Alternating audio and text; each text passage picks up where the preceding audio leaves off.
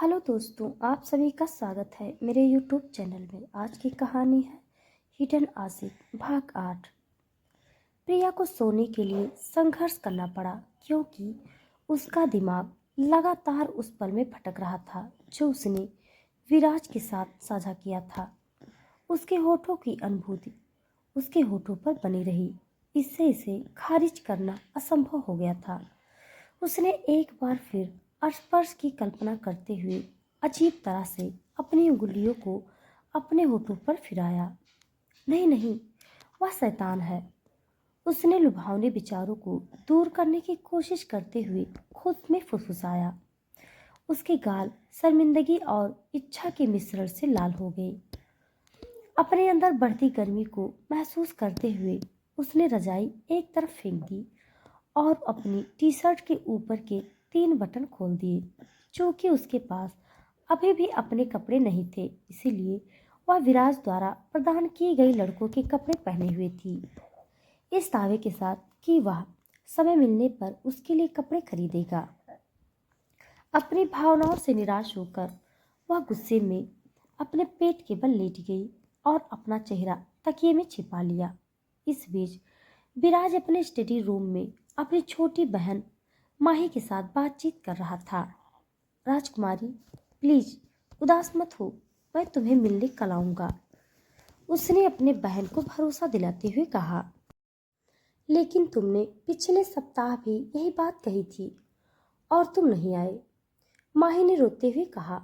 I am sorry राजकुमारी, मैं व्यस्त था और नहीं आ सका, लेकिन मैं वादा करता हूँ कि मैं कल आऊँगा।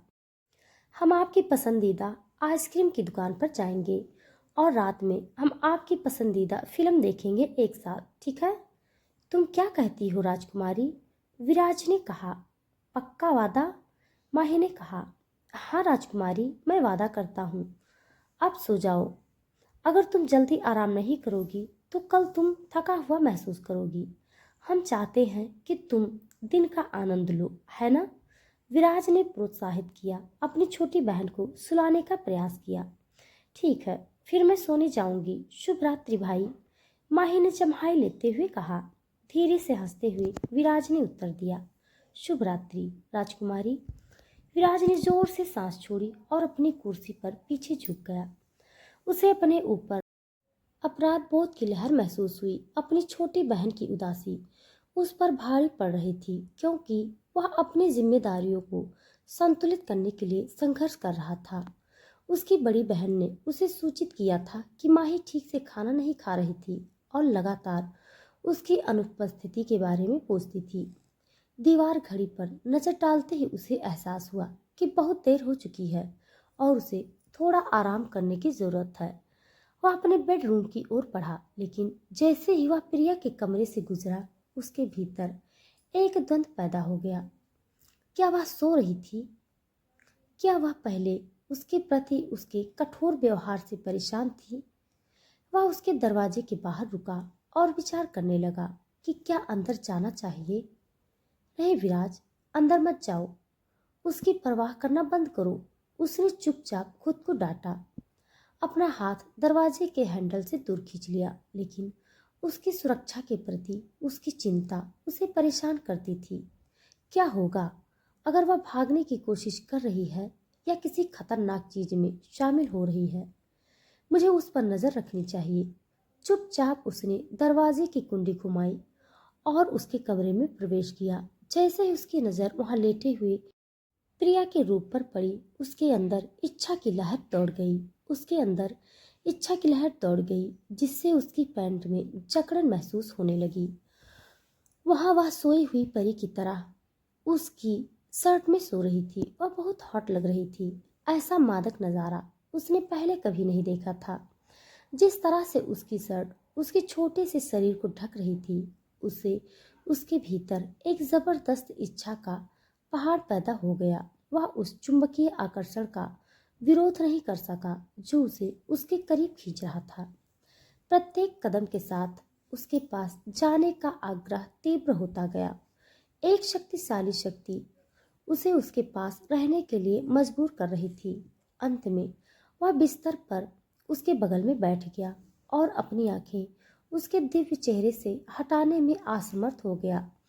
चांदनी की हल्की चमक ने उसकी विशेषताओं को निखार दिया, जिससे उसकी नाजुक सुंदरता बढ़ गई। हर मोड़ और रूपरेखा को चूमता हुआ लग रहा था। चांदनी की हल्की चमक ने उसकी विशेषताओं को निखार दिया, जिससे उसकी नाजुकता सुंदरता बढ़ गई। ऐसा लग रहा था कि प्रत्येक वक्र और आकृति को कोमल चमक ने चूमा है, जिससे उसके निद्रालु रूप पर एक शांत चमक आ रही है।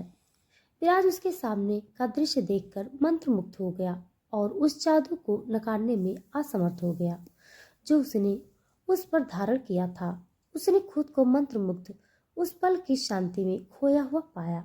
ऐसा लग रहा था कि बाहर की दुनिया फीकी पड़ गई है, क्योंकि उसने पूरी तरह से प्रिया पर ध्यान केंद्रित किया है।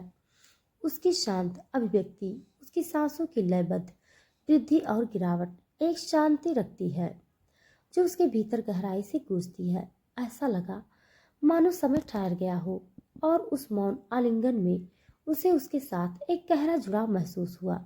उसकी भावनाओं की तीव्रता बढ़ गई। उसका दिल उसकी छाती में जोर जोर से धड़कने लगा। वह पहुंचने की इच्छा रखता था उस तक। उसकी भावनाओं की तीव्रता बढ़ गई। उसका दिल उसकी छाती में जोर जोर से धड़कने लगा। वह आगे बढ़ना चाहता था, उसकी गालों को सहलाना चाहता था, उसके होठों की आकृति का पता लगाना चाहता था। उसे छूने की, उसकी गर्माहट महसूस करने की इच्छा लगभग प्रबल थी। फिर भी संयम की भावना ने उसे रोके रखा। अपने सर्वोत्तम प्रयासों के बावजूद उसने खुद को उसे सहलाने की अनिवार्य इच्छा का विरोध करने में असमर्थ पाया। वह पूरी तरह से उस मनोरम संवेदनाओं से अवगत था जो उसके अंदर उभरी थी, क्योंकि उसकी उंगलियों ने उसकी नाजुक त्वचा की रूपरेखा का पता लगाया था। उसके स्पर्श से उसे जो अजीब आनंद प्राप्त हुआ, उसने उसके शरीर के अनूठे आकर्षण का पता लगाने और आनंद लेने की उसकी लालसा को बढ़ा दिया।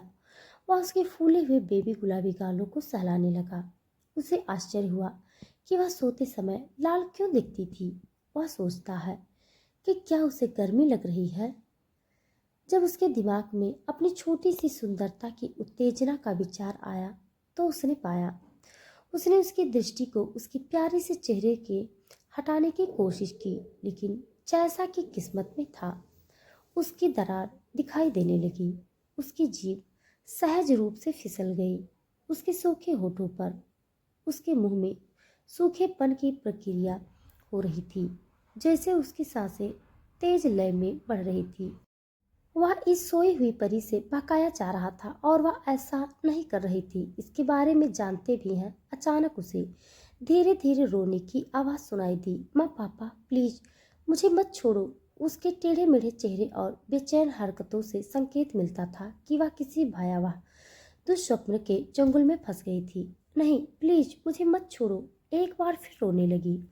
उसकी आवाज में असुरक्षा और हताशा भरी हुई थी। भय और गहरे कालेपन से घिरी उसकी कांपती आकृति को देखकर विराज के मन में उसे एक आरामदायक आलिंगन में लपेटने, सांत्वना और सुरक्षा प्रदान करने की तीव्र इच्छा जागृत हुई। वह उसे केवल अपने पास रखना चाहता था, लेकिन उसे तुमसे कौन बचाएगा विराज? उसकी अंतरात्मा की आवाज ने उसका मजाक उड़ाया। परस्पर विरोधी विचारों को दबाते हुए उसने धीरे से उसके ऊपर रजाई लपेट दी, यह सुनिश्चित करते हुए कि वह ठंड से बची रहे। कोमल देखभाल के साथ उसने उसके गालों पर दाग लगे आंसुओं को साफ किया और उसके माथे पर एक कोमल चुंबन दिया। जैसे उसने जाने का प्रयास किया, उसकी नन्ही परी ने उसका हाथ पकड़ लिया। उसकी आवाज हताशा से भर गई। प्लीज मुझे मत छोड़ो, प्लीज। वह धीरे धीरे सिसकती रही। उसकी याचना उसकी नींद में गूंज रही थी। परिणामों के बारे में न सोचते हुए वह उसके साथ गर्म रजाई के नीचे खिसक गया और उसके छोटे से शरीर पर धीरे से हाथ फेरा। गर्माहट की तलाश में प्रिया तेजी से उसके सीने से चिपक गई। उसे अपनी बाहों में लेना, अपने सीने से लगाना और उसकी मीठी गंध से घिरा होना उसके लिए अब तक की सबसे अच्छी संवेदनाओं में से एक था, जिसका उसने कभी सामना ही नहीं किया था। कभी नहीं बेबी, मैं तुम्हें कभी नहीं छोड़ूंगा, विराज ने उसके कान में फुसफुसाया और धीरे से चूमा उसके होठों पर। तो दोस्तों, आज के लिए बस इतना। इसके आगे का भाग जानने के लिए आप सब मेरे साथ बने रहिए।